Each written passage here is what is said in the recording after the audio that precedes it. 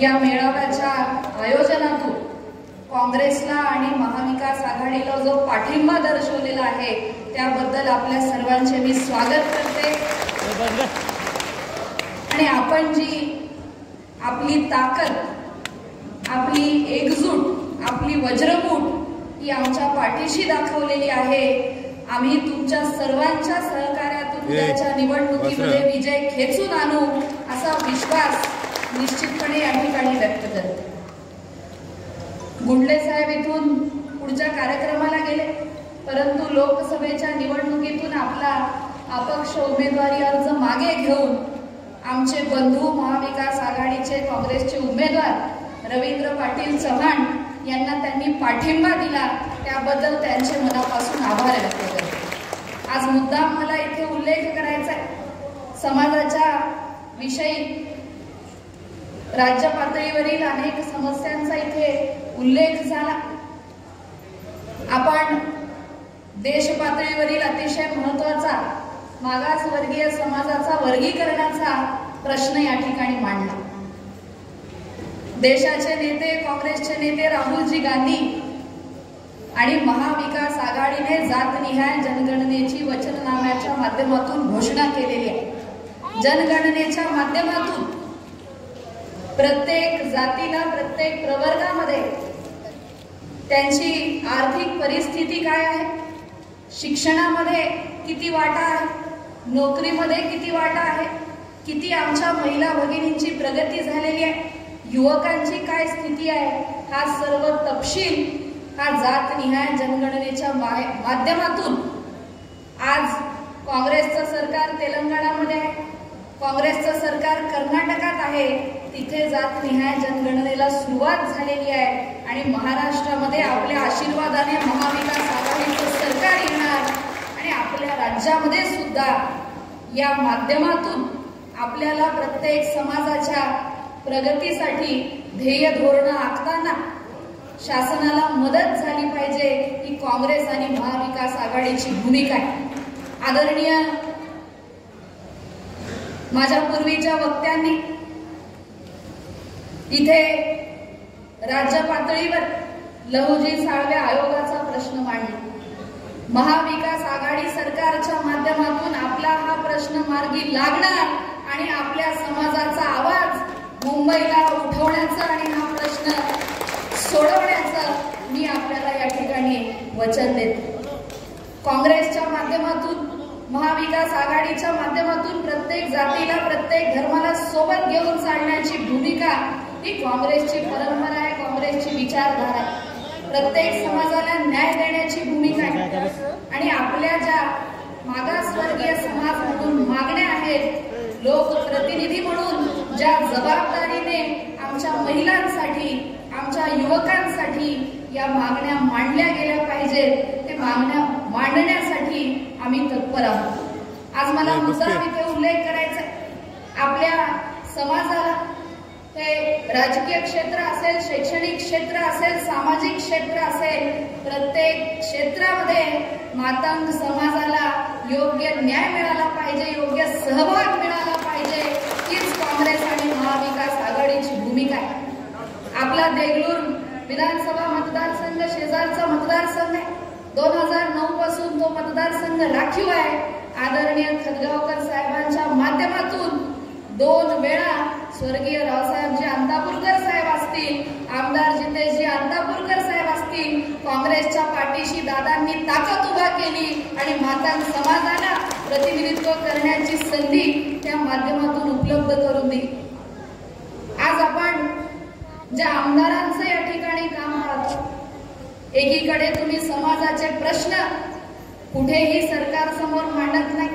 आज तुमची केंद्रामध्ये सत्ता आहे, राज्यामध्ये तुमच्या महायुतीचं सरकार आहे, मग का वर्गीकरणाच्या प्रश्नाचं तुम्ही स्वागत केलं नाही? सुप्रीम कोर्टाचा निर्णय आला, SC ST वर्गीकरणावर त्या ठिकाणी भाष्य सुप्रीम कोर्टाने केलं, परंतु आमदाराने कुठेही आपल्या या निर्णयाचं स्वागत केलं नाही किंवा मातंग समाजाच्या पाठीशी आपली काय भूमिका आहे त्याचं कुठेही वक्तव्य केलं नाही। हा प्रश्न आज आपल्याला त्यांना विचारावा लागेल। इथे आमच्या नागठाण्याचे सरपंच गायकवाड साहेबांनी भाषण केलं. त्या गावामध्ये मागासवर्गीय आमच्या सरपंच बाई आहेत. तुम्ही मागासवर्गीय महिला सरपंच ज्या गावामध्ये आहे त्या सरपंचाचा अपमान करून सरपंचाला भूमिपूजनाच्या कार्यक्रमाला बोलवत नसाल तर तुमच्यावर हक्कभंगाची कारवाई का होऊ नये हा सुद्धा प्रश्न तुम्ही त्यांना विचारला पाहिजे. नरसीच्या प्रकरणाचा इथे उल्लेख झाला. ज्या ठिकाणी गेल्या अनेक वर्षांपासून लोकशाहीर अण्णाभाऊ साठे यांच्या पुतळ्याची मागणी आहे. अण्णाभाऊ साठे यांनी डॉक्टर बाबासाहेब आंबेडकरांच्या विचाराचे पाईक म्हणून जग बदल घालून घाव सांगून गेले मला भीमराव म्हणून संयुक्त महाराष्ट्राच्या लढ्यामध्ये त्यांनी आपला अमूल्य सहभाग दिला. ही आपली देशाची आर्थिक राजधानी मुंबई ही महाराष्ट्रामध्ये राहिली पाहिजे, यामध्ये अण्णाभाऊ साठेंची भूमिका महत्वाची आहे. आज जो महाराष्ट्र भारत देशातला एक समृद्ध राज्य म्हणून आणि भारत देशामध्ये आर्थिक उत्पन्नामध्ये सर्वात पुढे जो महाराष्ट्र आहे, अण्णाभाऊ साठेंचं योगदान आपण कधी विसरू शकत नाही. ज्या लहुजी साळवे यांच्या मार्गदर्शनाखाली, छत्रपती शाहू महाराज यांच्या मार्गदर्शनाखाली डॉक्टर बाबासाहेब आंबेडकर आणि अण्णाभाऊ साठे काम करतात. दोन समाजामध्ये भांडण लावण्याचा तुम्हाला कुणी अधिकार दिला? आमदाराला हा प्रश्न आपण विचारला पाहिजे. तुम्ही एखाद्या समाजाचा प्रश्न सोडवणं हे लोकप्रतिनिधी म्हणून तुमचं काम आहे. ज्या मतदाराने तुम्हाला विश्वासाने निवडून दिलं, गावागावातल्या समस्या तुम्ही सोडवा, गावागावातल्या मागण्या तुम्ही पूर्ण करा, शेतकऱ्यांचे प्रश्न मांडा, महिलांचे प्रश्न मांडा, निराधाराचे प्रश्न मांडा, युवकांसाठी MIDC आणा, रोजगार निर्माण करा, तुम्ही चांगल्या दर्जाचे रस्ते बांधा, तुम्ही आरोग्याच्या सुविधा उपलब्ध करून द्या, हे आमदाराचं काम आहे. परंतु केवळ मतासाठी राजकारण तुम्ही करता आणि मागासवर्गीय समाजाचं मतदान भारतीय जनता पक्षाच्या या आमदाराला मिळणार नाही म्हणून मातंग आणि बौद्ध समाजामध्ये भांडण लावण्याचं काम हे लोकशाहीसाठी अतिशय लाजिरवाणी घटना आहे. आमदाराचा आपण निषेध केला पाहिजे. आपल्या नरसीमध्ये जी मागणी आहे, आपली मागणी पूर्ण होऊन राहणार आणि काँग्रेसच्या माध्यमातून ती मागणी पूर्ण होणार. हे आम्ही आपल्या भागामध्ये आपण सेवेची संधी दिल्यानंतर ही प्रत्येक मागणी पूर्ण करण्याची जबाबदारी ही आमची आहे. अनेक विषय या ठिकाणी प्रत्येक गावागावामध्ये मातंग समाजाच्या समस्या आहेत. दलित वस्तीमध्ये कुठे रस्त्यांच्या अडचणी आहेत, कुठं नालीचं बांधकाम आवश्यक आहे, कुठं अजूनपर्यंत लाईटचा पुरवठा नाही, शेतकऱ्यांच्या अडचणी आहेत. आमचा समाज हा गरीब शेतकऱ्याचा समाज आहे, शेतमजुराचा समाज आहे. आज आमची महिला शेतामध्ये मजुरी करून त्या ठिकाणी आपल्या कुटुंबाचा उदरनिर्वाह करते.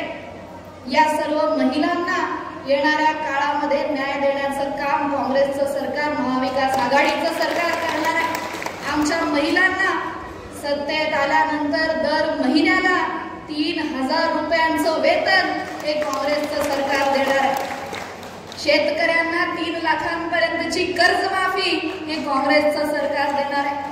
आज ते भारतीय जनता पक्षाचे नेते घोषणा करतायत, आता आम्ही सत्तेत आल्यानंतर कर्जमाफी करू. 3 वर्षापासून तुम्ही उद्धवजी बाळासाहेब ठाकरेंचं सरकार पाडून सत्तेत आलात, मग तुम्हाला 3 वर्षामध्ये कर्जमाफी करण्यासाठी कुणी रोखलं होतं? विचारा त्या आमदाराला.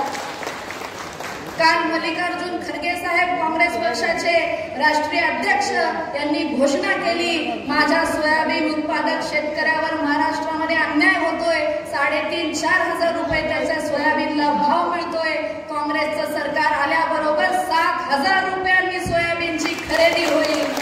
हा आहे शेतकऱ्यांच्या बाजूने विचार. आज गावागावामध्ये निराधाराच्या योजना बंद आहेत, मागासवर्गीयांच्या शिष्यवृत्तीच्या योजना बंद आहेत. कुठल्याही हेडला तुम्ही बजेट शिल्लक ठेवलं नाही. शेतमजुराचं रोजगार हमी योजनेचं सुद्धा पेमेंट बंद आहे. शेतमजूर आमच्या रोजगार हमी योजनेवर अवलंबून आहे, त्याच्यावर हा अन्याय आहे. आमच्या ज्येष्ठ नागरिक 60 वर्षाच्या वर वय असलेले नागरिक निराधाराच्या वेतनावर अवलंबून आहेत. तुम्ही निराधाराची योजना बंद करून त्यांच्यावर अन्याय केला आणि केवळ तुमची जाहिरात व्हावी म्हणून तुम्ही लाडक्या बहीण योजनेचा प्रचार करताय. अरे एका लाडक्या बहीण योजनेचा इतका प्रचार केला, पण गरिबांच्या एवढ्या योजना का बंद केल्या? 20 तारखेला मतपेटीतून तुम्ही या बंद पडलेल्या सगळ्या योजनांचा बदला घ्याल हा विश्वास आमच्या मनामध्ये. मी आपल्याला एवढंच या ठिकाणी सांगू इच्छिते, आपले सर्व प्रश्न, आपल्या सर्व समस्या आणि समाजाच्या भावना, या भावना लक्षात घेऊन स्वर्गीय खासदार वसंतरावजी चव्हाण साहेबांच्या प्रेरणा आमच्या बरोबर आहे. आदरणीय माजी खासदार भास्कररावजी पाटील खजगावकर साहेबांचं मार्गदर्शन आज रवींद्र पाटील चव्हाण आणि माझ्या पाठीशी आहे. आपल्या सर्व व्यासपीठावरील मान्यवर आमचे सर्व सन्माननीय सहकारी आहेत. प्रत्येकाला विश्वासामध्ये घेऊन, गाव पातळीच्या कार्यकर्त्याला विश्वासात घेऊन, त्यांना सोबत घेऊन आमच्या सर्व समस्या येणाऱ्या काळात सोडवण्याची संधी तुमच्या माध्यमातून आम्हाला मिळेल अशी आपल्याला या ठिकाणी पुन्हा एकदा विनंती करते. येणाऱ्या 20 नोव्हेंबर रोजी 2 मतदान आपल्याला करायचे आहेत. विधानसभेच्या मतदानासाठी बॅलेट मशीनवर माझं नाव पहिल्या क्रमांकावर आहे आणि पंजाची निशाणी नावासमोर आपल्याला दिसेल. लोकसभेचं मतदान करत आहे आणि पंजाची निशाणी आहे.